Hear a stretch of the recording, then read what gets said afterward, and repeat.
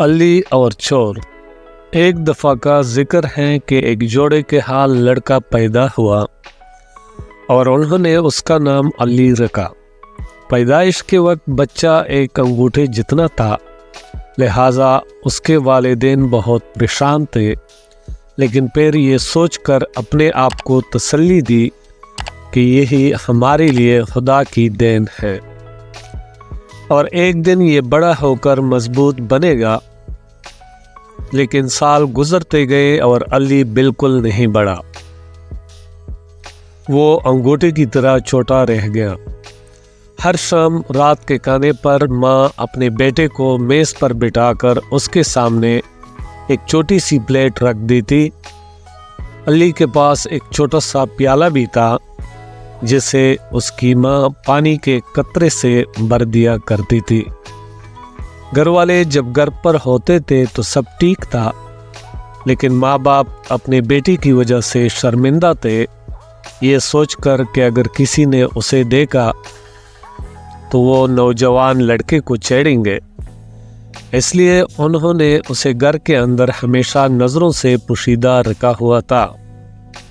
मज़ीद कई साल गुजर गए और बिलाखिर अली ने अपनी 20वीं सालगिरह मनाई।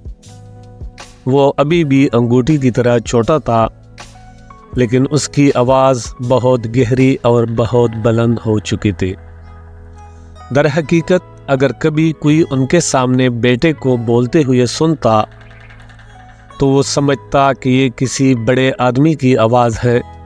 अली एक बहुत उदास नौजवान था, क्योंकि उसका कोई दोस्त नहीं था और उसे अपना सारा वक्त अपने घर के अंदर चुप कर गुजारना पड़ता था। एक दिन अली के वालिद अगले कस्बे में बाजार जाने के लिए तैयार हो रहे थे।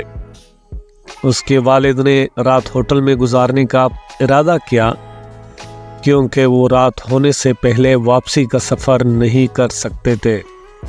अली ने अपने वालिद से इल्तिजा की कि उसे सफ़र में साथ ले जाए, लेकिन उसके वालिद इस ख्याल से बहुत परेशान नज़र आए। उसने कहा, हमने आज तक आपको कभी बाहर नहीं निकाला और मुझे यकीन नहीं है कि मैं अब ऐसा कर सकता हूँ। मैं आपकी हिफाजत कैसे कर सकता हूँ और आपको दूसरे लोगों से कैसे छुपा सकता हूँ? ये आसान हो जाएगा। अली ने अपनी गहरी तेज़ आवाज़ में जवाब दिया, आप मुझे अपनी जेब में रख सकते हैं और कोई नहीं जान सकेगा कि मैं वहाँ हूँ। आप कपड़े में थोड़ा सा सुराख कर सकते हैं ताकि मैं सांस ले सकूँ और मैं देख सकूँ कि क्या हो रहा है और दुनिया के तमाम नए नज़ारों से लुत्फ़अंदोज़ हो सकूँ।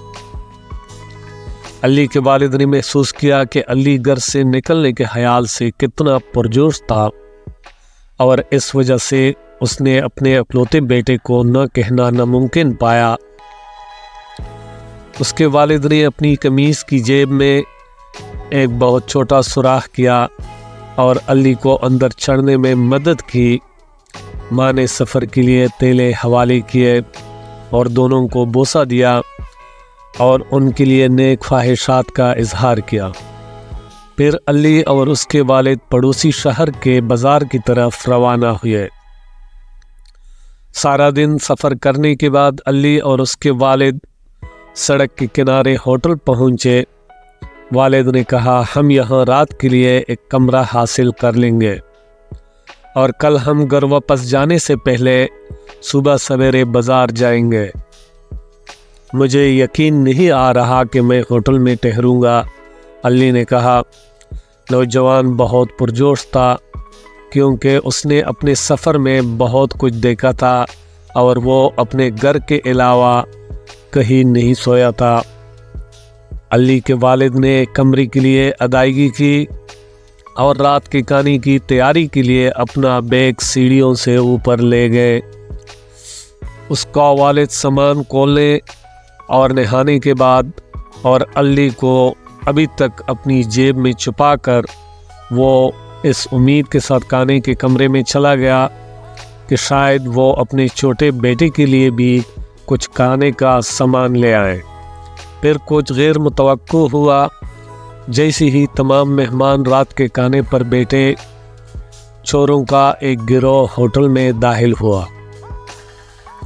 बेरहम दिखाई देने वाले चोरों ने, जो कि 3 थे, बंदूकें उठाई और हुक्म दिया कि हर मर्द और औरत अपनी रकम और जो भी कीमती सामान उनके पास है वो हवाले कर दें। तमाम मेहमान बहुत खौफज़दा थे, जिनमें अली के वालिद भी शामिल थे, लेकिन उन्होंने ऐसा ही किया जैसा कि उन्हें कहा गया था और अपने बटवे और ज़ेवरात चोरों को देने के लिए मेज़ों पर रखने लगे। अचानक कहीं से बहुत तेज़ और बहुत गहरी आवाज़ आई, अपनी बंदूकें नीचे करो। आवाज़ ने हुक्म दिया, मैं वहाँ आ रहा हूँ और मैं तुम्हें पकड़कर पुलिस के हवाले करने जा रहा हूँ। कोई नहीं जानता था कि आवाज़ कहाँ से आ रही है।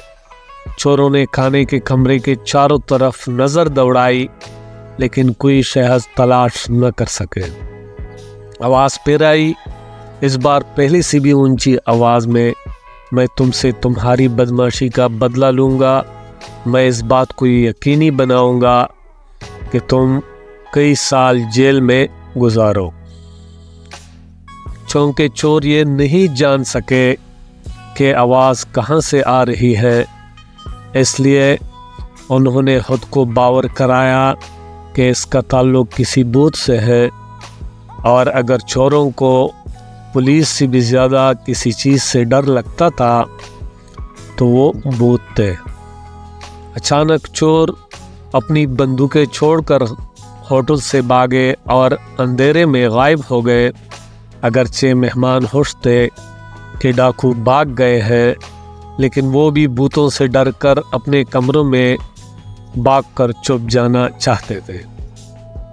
फिक्र न करो, अली के वालिद ने कहा, ये कोई भूत नहीं है जो बात कर रहा है, ये मेरा बेटा है। और इसके साथ ही अली के वालिद ने अपनी जेब में हाथ डाला ताकि अली उसके हाथ पर चढ़ जाए। फिर उसने अली को आहिस्ता से मेज़ पर बिठाया ताकि तमाम मेहमान हेलो कह सके।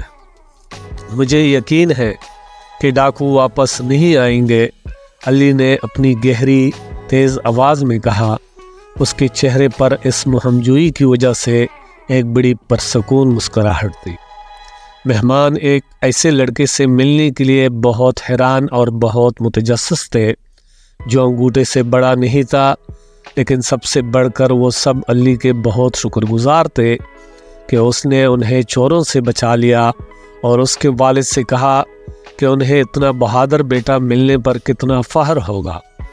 सुबह जब वो बाज़ार के लिए होटल से निकले तो अली के वालिद ने अपने छोटे बेटे को जेब से निकाल कर अपने कंधे पर बिठा लिया।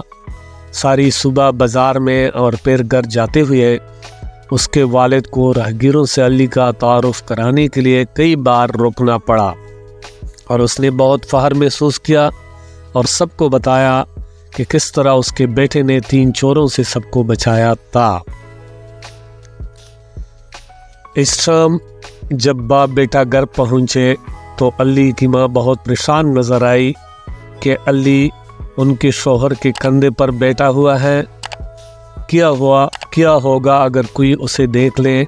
उसने अपने शौहर से पूछा, लेकिन अली का वालिद मुस्कराया और अपनी बीवी को समझाया कि इन दोनों ने होटल में किस मुहमजुई का तजर्बा किया था और अली ने किस तरह सबको बचाया और चोरों को डराया।